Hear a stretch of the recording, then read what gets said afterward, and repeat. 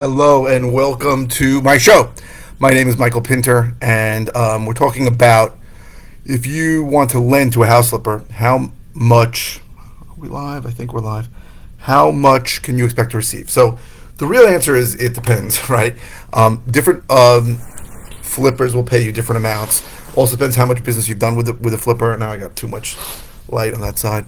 Um, but you should be looking at double-digit annualized returns. What that means is that if you lend somebody to flip a house $400,000, and it takes 6 months to get the money back, you should get 5% on your money, so $20,000 back.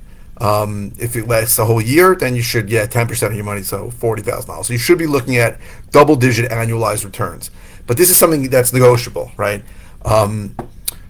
If you don't have a relationship with a flipper, you really have to know how you're going to be protected, right? So are you going to have a first lien mortgage? Are you going to have a second lien mortgage? What's the story? Are you funding the entire purchase? Are you funding just the gap between what a hard money loan and the rest of the property is? It really depends on where you are, what position you're in. It's not unreasonable. I've seen second position people, so they've sort of in second position behind the hard money lender. They will ask for more than 10%. Sometimes people want points that'll be collected at the end. It depends on if the interest payments are required every month or if they're paid at the end. All those things go into this negotiation. But in general, right, there are plenty of people who pay private lenders 7 or 8%. There are people who pay private lenders 12, 13%. But I would say what you should be shooting for is at least a 10% return on your investment.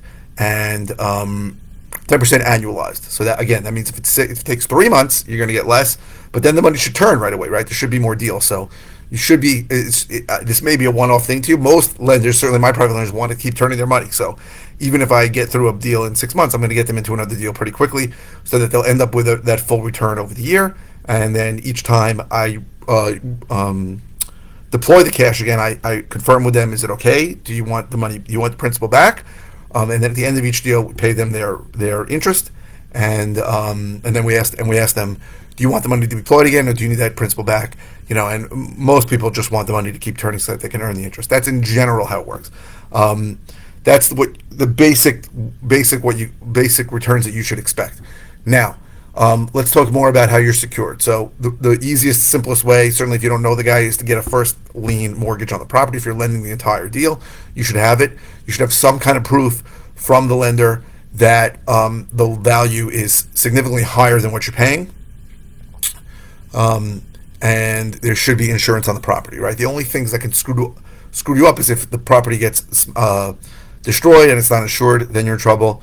Or if you're overpaying. So it should be get some evidence that, what the real value is of the property, so that you're buying it at enough of a discount, and then you can, in theory, take the property back and finish the work, or sell it to somebody else who will finish the work. So that's how you are protected.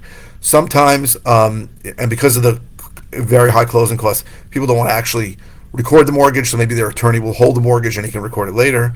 You have to have some kind of trust with the flipper that he's not going to file another mortgage in front of you, right? If he's make sure he's not a scumbag. So you can hold the mortgage, or sometimes you're protected with the operating agreement on the LLC. So you should create a new LLC for the property, and then you should be listed in the operating agreement as owner, with your returns stipulated in the operating agreement.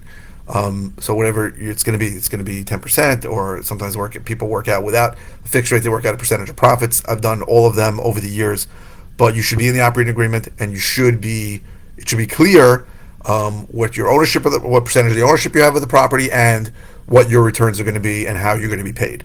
That operating agreement is going to protect you if something goes bad. Better is it's just a straight up lending where you have a first lien mortgage on it. But again, like I said, the downside of that in places like Nassau County is that it's expensive to record. But again, certainly on the first few times you're going to lend somebody, you should be protected like that, and that's fine. So, so people ask me sometimes, what kind of control will I have over the deal? And the answer really is none. Right? You don't have control of the deal. The operator, the flipper, is the one who's going to be doing the work. I once had a lender who really wanted to get involved. I want to come see it. I want to tell you. I want to pick out the tile. And I was like, listen, that's not how this works, right? I'm not calling you for approval, right? You're here to lend, and you'll be given a return. I personally have never ever had a lender who didn't make money with me ever. even on specific deals where I lost a little bit of money, I made the lender whole, so there was no loss. And then there were other deals where they made plenty of money. So I think that it's legitimate for you to speak to people that other private lenders and talk to them about what they think of the flipper. I think it's very reasonable. Now, another thing you should know before what we discussed before, right? So the question is, are you going to fund the entire deal, right? Which is the easiest, cleanest way to do it, or is the flipper going to take a hard money loan for 70, 80, 90% of the purchase price, and maybe get 100% of the work, the construction from that lender too, and you're just funding the gap, which can be significant in New York. It could be $80,000, $100,000 just the gap. Because if you think about it, if you're buying a property for, let's say, even $300,000, right? The gap is 30, but then there's closing costs of another 10 to 20. That's 50, and then also interest has to be paid on that first lien mortgage, so that's a holding cost.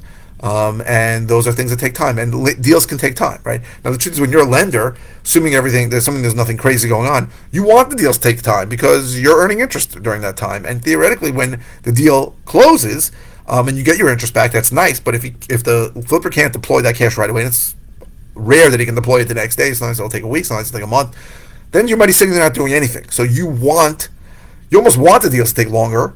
Because it's really in your best interest, because you'll get more interest, right? It's in your best interest because you will earn more interest on it. So that's something that you need to consider. But the really good flippers are going to turn deals quicker, right? They're going to do things faster, and they're going to be able to deploy your money quickly. And if they can't, then they're going to say something like, "Listen, I will be happy to send your money back. I'm not going to be able to close on the next deal that you can lend on for 2 months. I'll send you the money back. You can send it to me." Or you can agree that I'm not going to pay you interest for the next 2 months. It's really up to you, but this is the next deal you're going to be in. So and crazy things happen. So I've had situations like that where I said, "Listen, I have a lot of money going on, right? I have a lot of money right now. I don't need your money. I'm probably going to find something in a month or two. Do you want me to give you the money back?" And the guy said, "No, hang on to it." And then literally something came up in the next week that I had to close super fast. Another flipper had dropped the ball on a deal. The guy had to close like in 2 days, and the money was in my account. And I called the guy and say, "Hey, change your plans. I can move your money right away. Is that okay?" And that happened. So that was great, right? And things like that happen sometimes, right? Things like have to move very quick. Speed is a big factor. One of the reasons why we buy deals sometimes is because of the speed that we can act. So these are the kinds of things that happen, and there's a lot of questions people have that come up, like, how am I protected? So again, when you have a first lien, in theory, you'll be able to foreclose on the property, or take the property, or move the property on, move on with the property yourself, or just literally sell the property to another cash buyer who's going to do it and get paid off. But you're protected because the property should be bought at a significant discount, right? This is something that new flippers don't understand. You cannot buy a property, for 5% less than what it's worth and make any money on it. 10% less than what 20. You can't, right? There has to be a significant gap between what you're paying for it and what it's worth as is value. Certainly a significant gap between what it's worth and what the ARV, the after repaired value is. So these are the things that you have to be on top of. And if I was lending to someone who I didn't really understand the business, I would say to him, "Show me why you think the property is worth what you're saying it is right now, what you think it'll be worth when you're done." And I'd want to see comps, and I'd check it out. And that should be every single time someone is asking a private lender for money. That's the standard package I should be showing them. What is this worth? What's the discount? What am I going to do to this? What are you planning to do to the property? And show me some comps to prove that it's worth what you tell me it is. So that's the basic gist of it. Private lending is not hard. Also, something people don't know is that you can lend from any retirement account, anything, 401k, Roth IRA, a traditional IRA, solo K, any of those retirement accounts can become self-directed, right? And there are companies that'll self-direct it for a few $100s, and then you can lend directly to an entity, an LLC, for a property, or you can actually buy a property in your self-directed IRA if you want. So people don't know that. They're like, "Well, I only have $100,000," but then I'm like, "Well, you have a retirement account." He goes, "Yeah, that's $2 million." And I'm like, "Well, then change that to self-directed and let's get started." And I think that is something that people don't understand, and it's very simple. It's completely legal, and there are plenty of companies out there. I think we use Specialized Trust. There's a lot of them. There's a lot of companies out there that do it. Again, it's a few $100. They take your IRA from whoever's managing it to them. They manage it, and then you self-direct it, and they prepare the documents on each deal so that you know exactly, so that you won't have problems later. I know people do in the Roth IRA, and it's really tax-deferred gain because the Roth IRA comes from after-tax dollars. You've already paid tax on it, so it grows tax-deferred. So there are people. I personally know people who have 8 figures in their Roth IRA. When they turn into their 60s, they can start taking distributions. They're not going to pay any taxes on that money. It's amazing. So that's something that people don't know. I highly recommend looking into it more. If you have any questions, let me know. And thank you very, very much for watching.